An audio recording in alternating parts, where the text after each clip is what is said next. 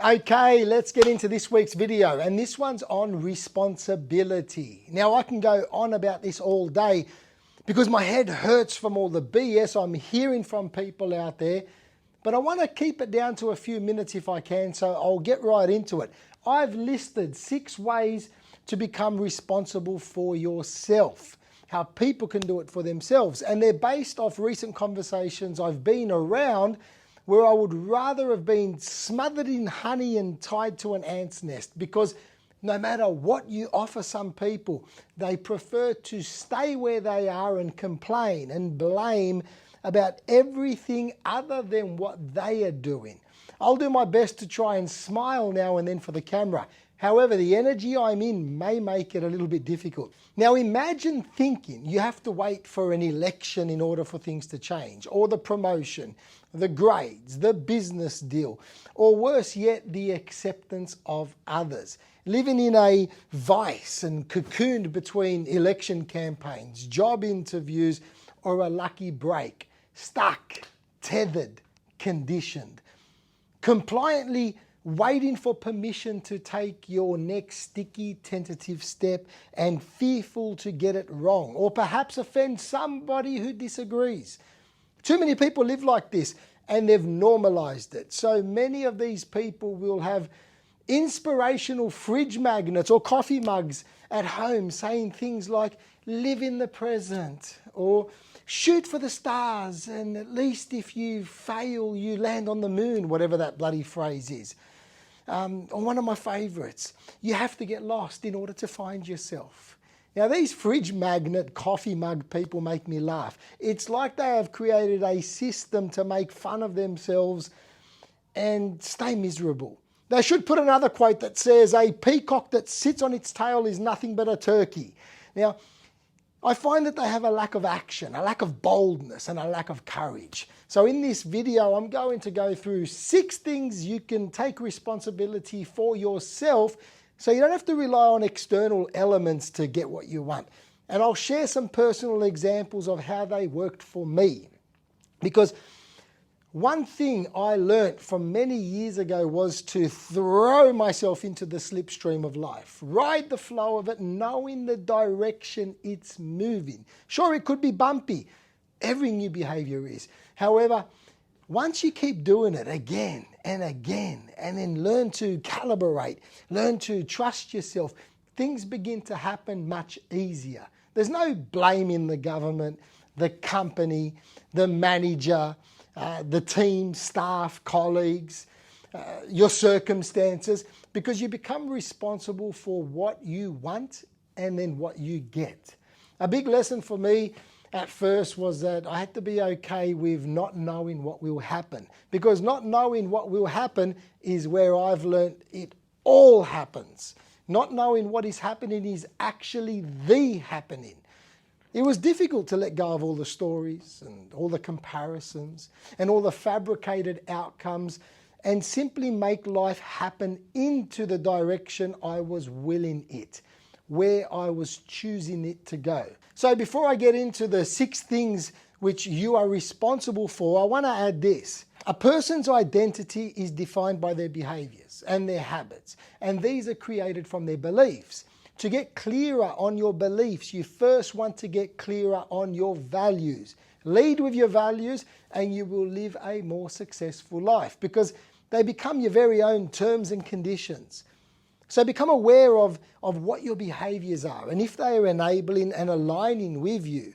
Become radical with this. Track every single area you wish to improve by creating an awareness around the stories you are telling yourself while in that behavior. From there, identify the core values which are being neglected, and then build the beliefs around them. After that, live the behaviors. Simples. So now I'm going to give you these 6 examples where you can be your own responsibility. I could give you 600 of them. However, I've got things to do, so I'm going to keep it short and sweet. Number 1, continuous learning. So take charge of your own education and skill development. Don't wait for formal education or job training programs. Seek out learning opportunities online. Attend workshops and read relevant materials. Learn about yourself. Remember, when you were a child and how curious you were, there was learning and experimenting in everything you done. Then, as we aged, we focused more on not getting it wrong than we did the process of learning how we learn to understand things ourselves. We were introduced to expectations from school and from teachers who graded us, to parents who wanted us to be a certain way, through to society who calls anyone that deviates off what is expected a rebel. So the longer you live into this traditional makeup of what is expected, the more money you're going to have to spend to unlearn all the crappy viruses it downloaded into you, or the more regrets you're going to have on your deathbed. Those that practice what I'm talking about know, they understand. Those that don't, where does it start? Well, it all starts with a book, then sharing what you learnt about the book, then applying a few things from the book, then sharing that, then meeting other people to compare what they learnt, then maybe completing an online program or going to a workshop, meeting like-minded people, then compounding all of that by going to a multi-day seminar.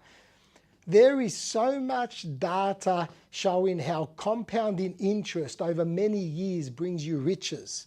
But what doesn't get stressed enough is that by compounding learning and education over the years brings you wealth and fulfillment, resilience and increased capacity.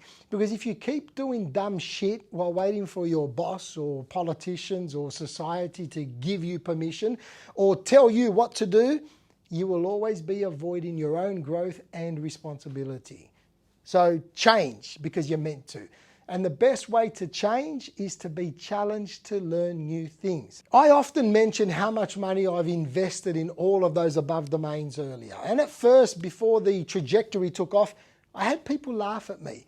Why do you want a business coach? Give me the money and I'll tell you what to do. You're going away on another one of those 3-day cult things, are you? Now, these same people, after 10, 15, 20 years, are the same ones who are the most bitter, miserable, resentful people I know. They stay fixed, they act tough, but they're the most afraid and hide their failures in mocking others. I remember many, many years ago when I had little money and I asked a very wealthy person if I could take him to lunch. Friends laughed at me because here's me rubbing 2 coins together to try to magically multiply them. And I was going to pay. Like, how stupid was I? Now, the bill did make my eyes water. I didn't have much back then.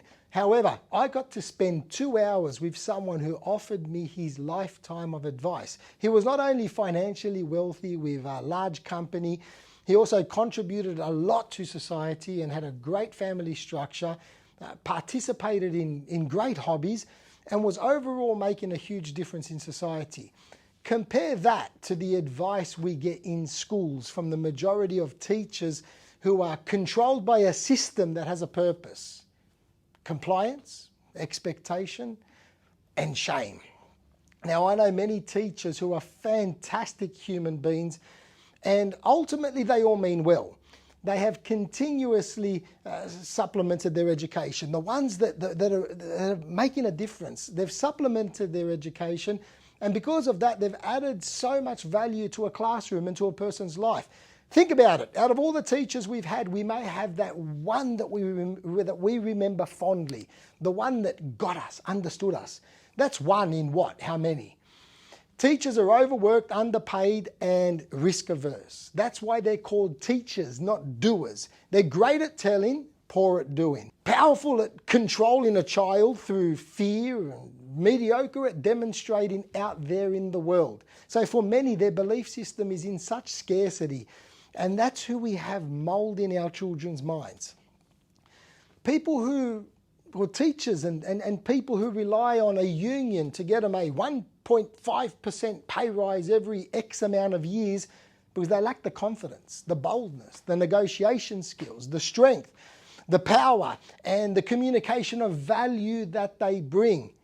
This is who we trust to teach our children. Now, sure, they bring soft skills like compassion, tolerance, empathy, and other nurturing elements, which many kids don't get at home. And I'll make another video on that another time about the parents. So for that, I acknowledge teachers. However, there is little supplementation to create balance for out there in the world. So you want evidence of this? Look around society and observe the people complaining and the denial out there.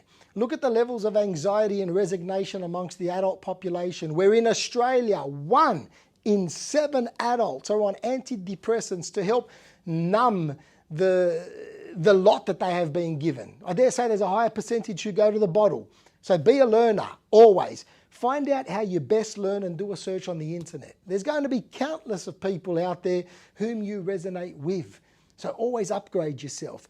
Education does not stop after school or after university. It's actually where it all starts. And unfortunately, too many adults, particularly the ones over 35, are still trying to work things out the same way they did in school, or waiting to be saved by the teacher. As I once heard, you are under no obligation to be the same person tomorrow as you are today. So, moving on. Damn, I can already see that this is going to be a lot more than a few minutes after that little rant. So let's get into number 2. Number 2 of the ways you can become responsible for yourself.